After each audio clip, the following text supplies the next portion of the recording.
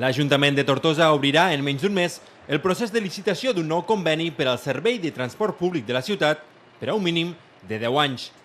I el consistori prepara el terreny criticant durament l'actual servei que gestiona l'empresa IFE en aspectes com el preu dels bitllets, el recorregut de les línies i la freqüència horària. Tot això es converteix en un ús mínim d'aquest servei per part dels ciutadans. Hi ha algunes expedicions, ja en parlarem, que s'utilitzen de forma absolutament ridícula. Comença el recorregut fins que acaba el recorregut d'una línia. Té de mitja a l'any un usuari que segurament allò no té cap tipus de sentit.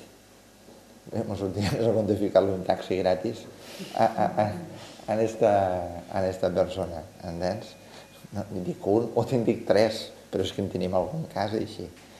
Utilitzar el bus urbà a Tortosa amb bitllet senzill actualment costa entre 1,45 € i 1,65 € i l'abonament per a 10 viatges, només en dues de les tres línies, és d'11,35 €.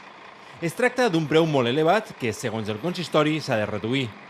L'Ajuntament, però, vol aprofitar el nou conveni per generar un canvi global en el servei, fer-lo més pràctic i arribar a barris que actualment no disposen d'aquest servei. Hi ha zones de la ciutat que avui no tenen transport públic i que nosaltres volem que en tinguin, que les tarifes del transport públic municipal se reduiran.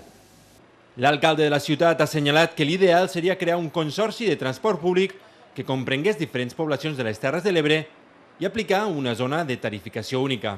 Ha assegurat, però, que aquest projecte no és possible a curt termini.